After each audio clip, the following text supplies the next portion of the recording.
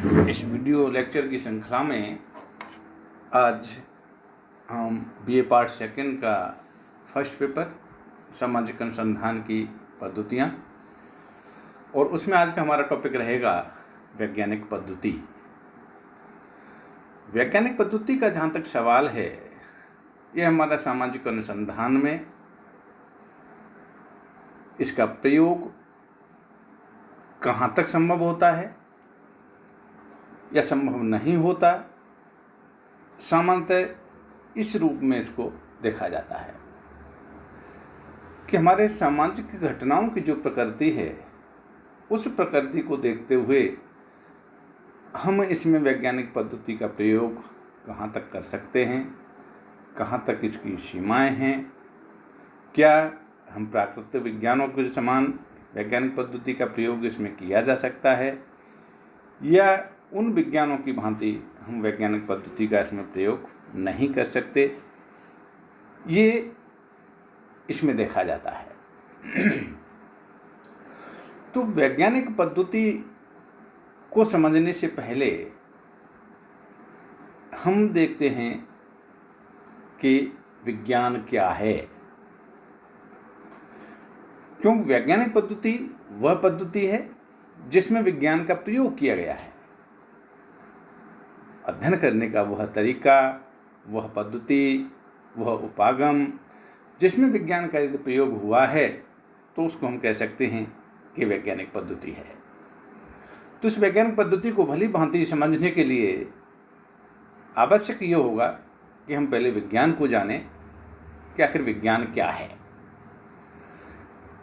सामान्य भाषा में हम विज्ञान को किसी विषय से संबंधित कर देते हैं, जैसे भौतिक शास्त्र हुआ, रसायन शास्त्र हुआ, वनस्पति शास्त्र हुआ, जीव शास्त्र हुआ। लेकिन इनका संबंध किसी विषय से नहीं होता है। विज्ञान का संबंध जहाँ तक है किसी विषय से नहीं होता है। विज्ञान का संबंध अध्ययन करने के तरीके से होता है। इसको परिभाषित करते हुए स्टुअर्ट चीज कहते हैं कि विज्ञान का संबंध पद्धति से है, न कि विषय सामग्री से। यानी कहने का तात्पर्य वह विषय सामग्री जिसका ज्ञान किस तरीके से प्राप्त किया है, विज्ञान उस पर डिपेंड करता है। जिस विषय का ज्ञान क्रमबद्ध तरीके से प्राप्त किया गया है, उसको विज्ञान की श्रेणी में रखा जाता है। इसलिए स्टुअर्ट चीज कहते हैं कि विज्ञान का जो संबंध है पद्धति से है, न कि विषय सामग्री से है। यानी अमुक विषय का, अमुक विषय सामग्री का जो अध्ययन किया गया है, उसमें किस प्रकार का तरीका अपनाया गया है, किस प्रकार की पद्धति का प्रयोग किया गया है। यदि पद्धति हमारी क्रमबद्ध है, व्यवस्थित है, तो हम उसको विज्ञान की श्रेणी में रख पाएंगे, अन्यथा विज्ञान की श्रेणी में नहीं रख पाएंगे। वही विज्ञान की परिभाषा को कार्ल पियर्सन ने अपने शब्दों में कुछ इस प्रकार परिभाषित किया है।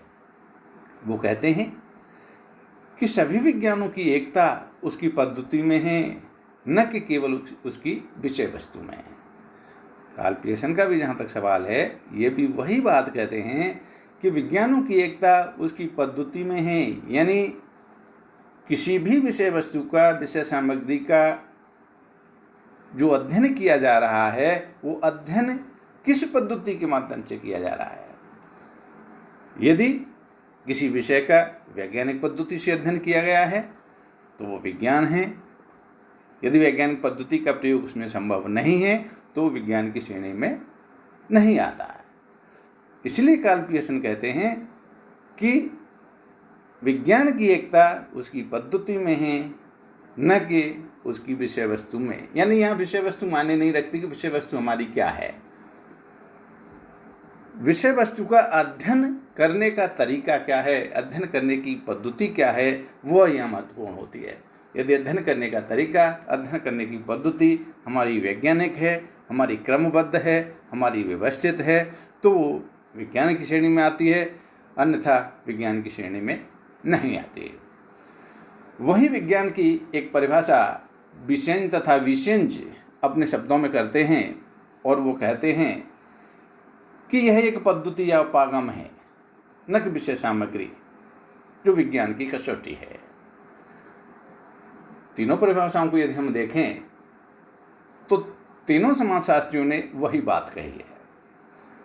विसेंज तथा विसेंज कहते हैं कि ये एक पद्धति या उपागम है, यानी एक अध्ययन करने का तरीका है, न कि विषय सामग्री, यानी कोई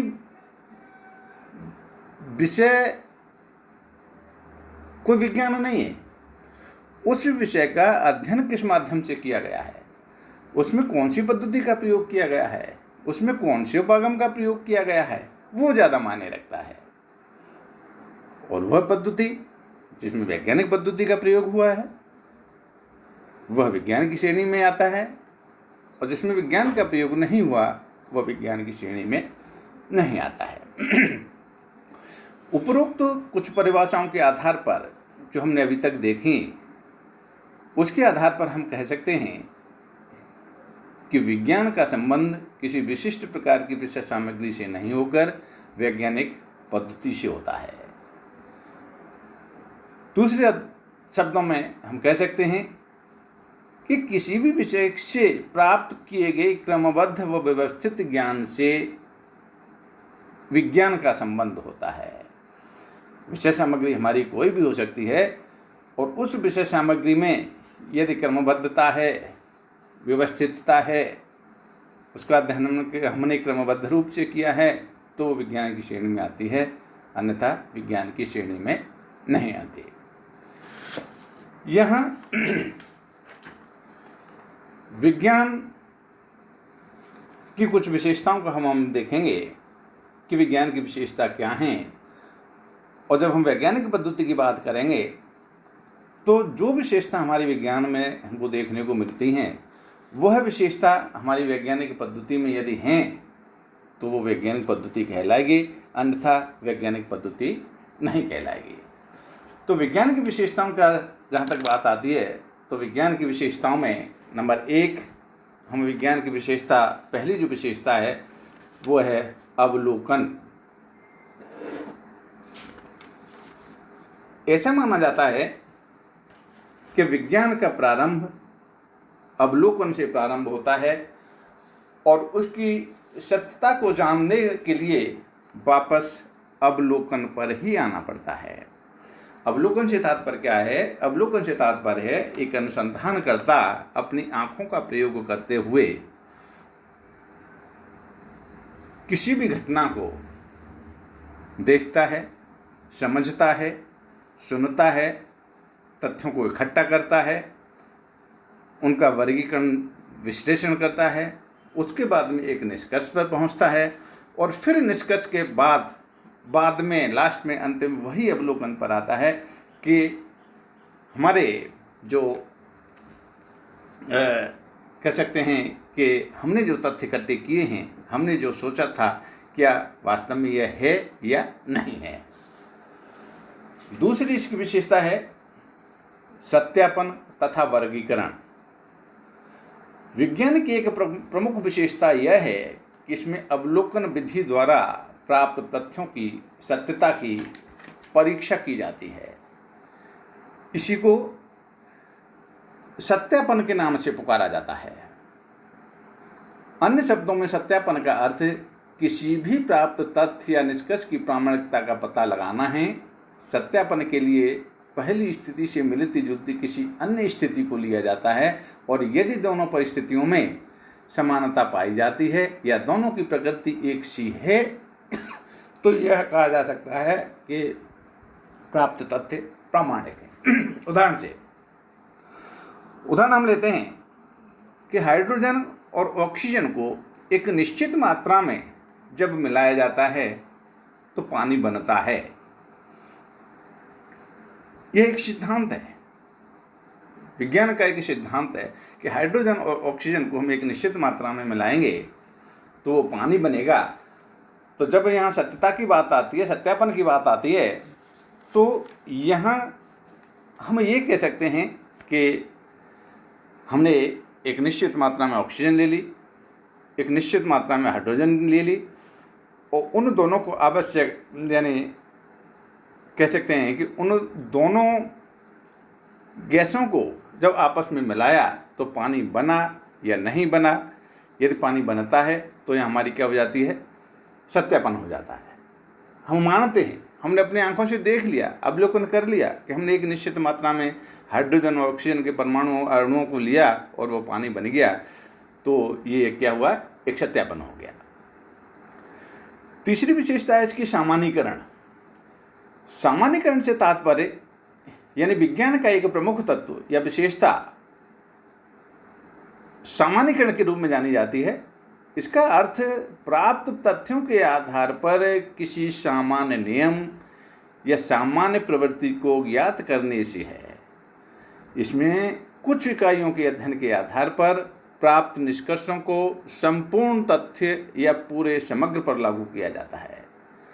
जैसे उदाहरण हम यहाँ ले सकते हैं कि सामान्य सा उदाहरण है कि सामान्यीकरण, जैसे रसोई में हम हर घर में सब्जी बनती है, सब्जी गैस चूल्हे पर रखी हुई है, और जब हम या कह सकते हैं कि पकाने वाला देखता है कि हमारी सब्जी पकी या नहीं पकी, तो सब्जी में से एक टुकड़ा निकालेगा और टुकड़ा को देखेगा कि सब्जी हमारी पक गई या नहीं पकी।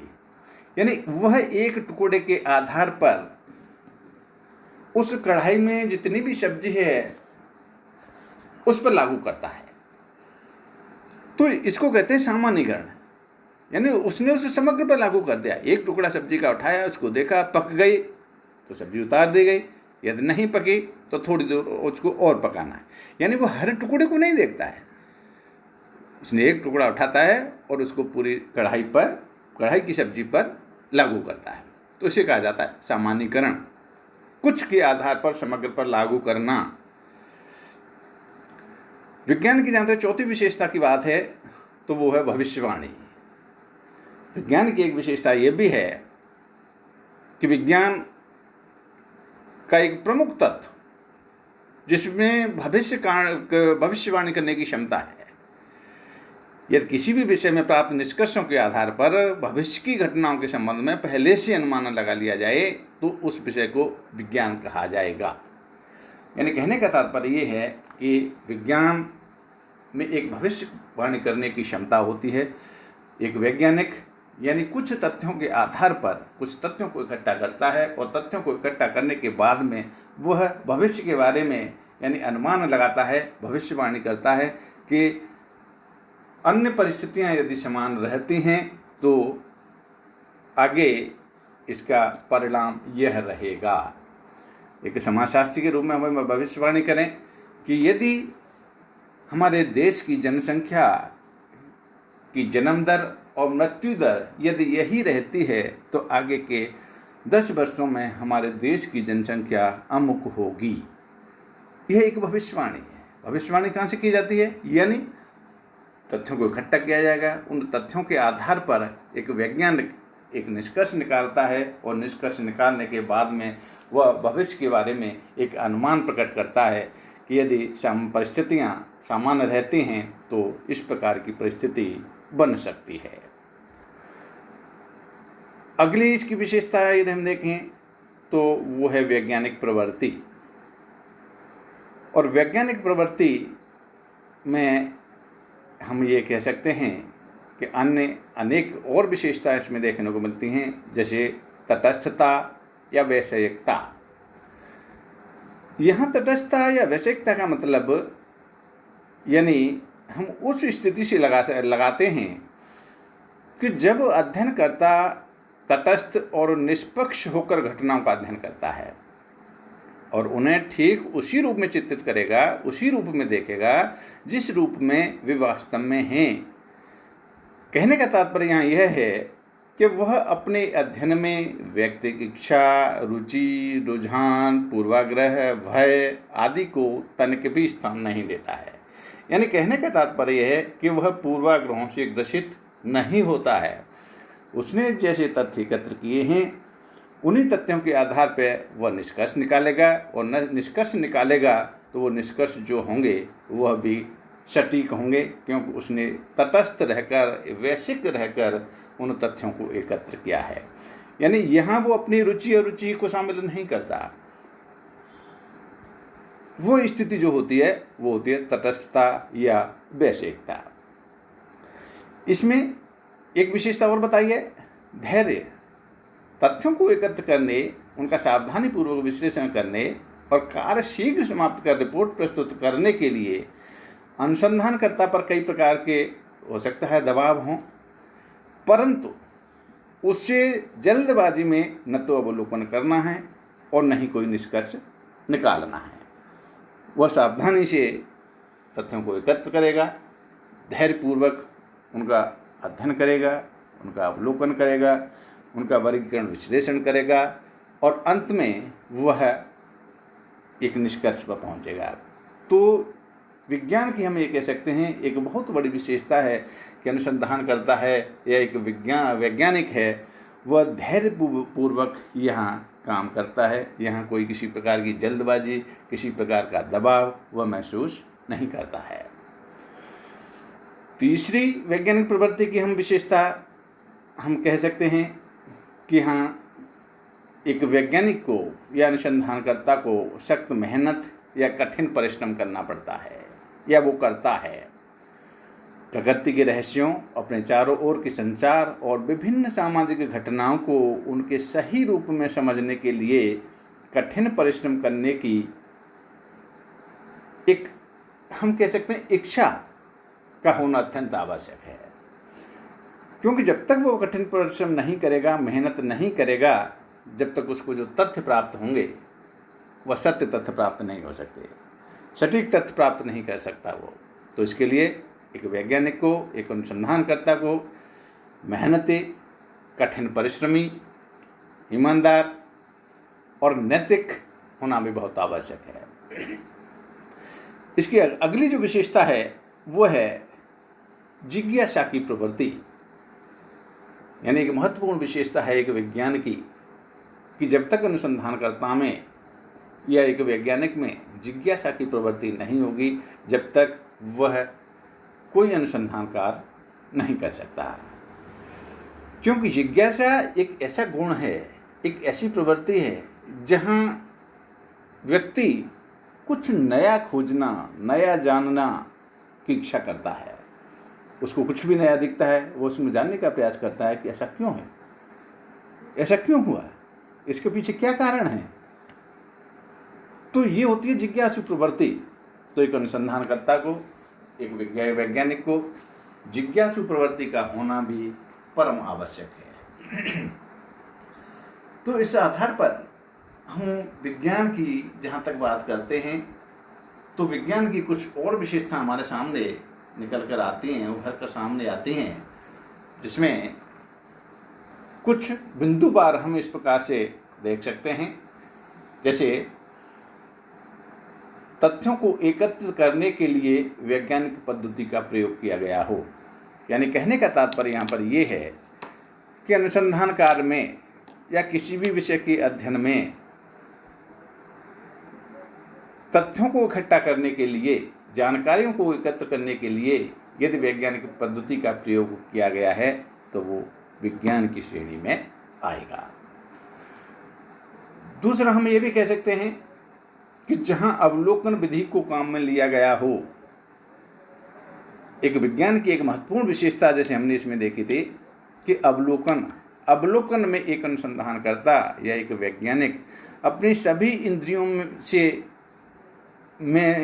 इंद्रियों में से आँखों का प्रयोग सबसे अधिक करता है।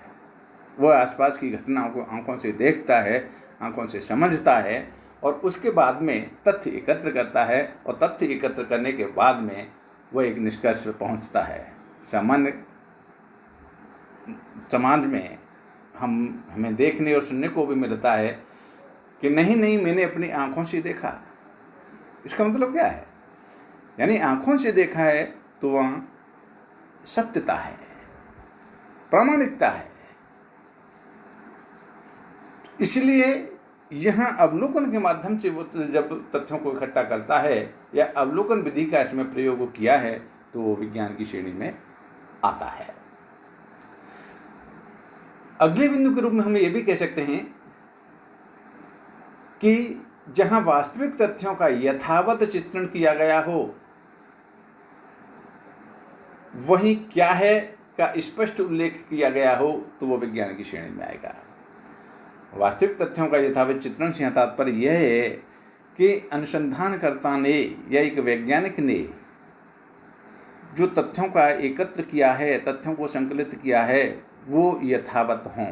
यथावत से तात्पर्य है जैसे हैं वैसे हों, वहाँ पक्षपात नहीं हो, पूर्वाग्रहों से ग्रसित नहीं हों। जैसा उसको मिला वैसा उसने ग्रहण कर लिया, वैसा उसको इकट्ठा कर लिया और उन इकट्ठे किए हुए तथ्यों के आधार पर ही उसने निष्कर्ष निकाल दिया, तो वह विज्ञान की श्रेणी में आता है। जहाँ एक वैज्ञानिक या अनुसंधानकर्ता में पूर्वाग्रह आ जाता है या पूर्वाग्रहों से ग्रसित होकर वह तथ्यों को इकट्ठा करता है, तो वो तथ्य हमारे सटीक निष्कर्ष तक हमको नहीं पहुंचा पाते हैं। तो कहने का तात्पर्य है कि जहाँ वास्तविक तथ्यों का यथावत चित्रण किया है, तो वह पद्धति, वह तरीका विज्ञान कहलाएगा। अगले बिंदु के रूप में हम यहाँ कह सकते हैं कि जहाँ कार्य कारण संबंधों की स्पष्ट विवेचना की गई हो। एक विज्ञान की विशेषता यह भी है कि किसी भी घटना के बारे में यहाँ कार्य कारण संबंधों को स्पष्ट किया जाता है। यानी कोई भी घटना घटित हुई है, उसके पीछे कौन से कारण रहे हैं। यदि हमने कार्य और कारणों को जान लिया, तो वहाँ हम कह सकते हैं कि वहाँ हमने विज्ञान का प्रयोग किया है, वैज्ञानिक पद्धति का प्रयोग किया है। अगले बिंदु के रूप में हम यह भी कह सकते हैं कि एकत्रित तथ्यों के आधार पर भविष्यवाणी की जा सकती हो। हम उस तरीकों को विज्ञान कहेंगे या वैज्ञानिक पद्धति कहेंगे जिसके आधार पर, यानी हमने तथ्यों को इकट्ठा किया, तथ्यों को इकट्ठा करने के बाद में हमने एक निष्कर्ष निकाला और उस निष्कर्ष के आधार पर हम कोई भविष्यवाणी करते हैं, भविष्यवाणी करने की हम क्षमता रखते हैं, तो हम कह सकते हैं कि हमने विज्ञान का प्रयोग किया है, वैज्ञानिक पद्धति का प्रयोग किया है। तो आज हम बस यहीं आज हमने देखा कि वैज्ञानिक पद्धति से पहले हम पहले विज्ञान को देखें कि विज्ञान क्या है, और विज्ञान की जो विशेषता हमारी वैज्ञानिक पद्धति में यदि हमको पाई जाती हैं, तो हम कह सकते हैं कि वो वैज्ञानिक पद्धति है। और यदि विज्ञान की विशेषता उस पद्धति में नहीं पाई जाती, तो हम उसको कह सकते हैं कि वैज्ञानिक पद्धति नहीं है। तो इसलिए आज वैज्ञानिक पद्धति से पहले हमने यहाँ विज्ञान को कुछ बिंदुओं के माध्यम से उसको स्पष्ट किया। धन्यवाद।